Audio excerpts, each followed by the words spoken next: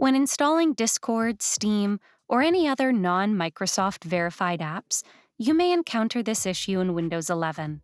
And the problem might be like this. Worry not, as in this video, we're going to fix it.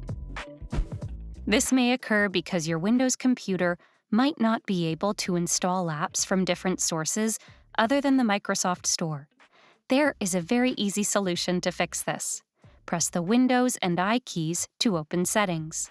Now inside Settings, navigate to Apps. Click on it. Now navigate to Advanced App Settings. Now, beside the option, choose Where to Get Apps.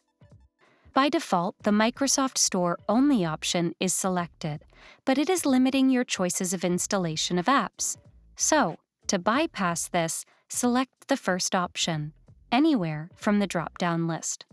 This option allows you to install apps from any source, including the Internet.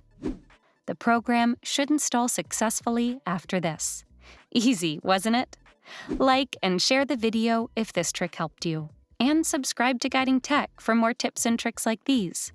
Also, don't forget to check out these videos we think you might like and enjoy.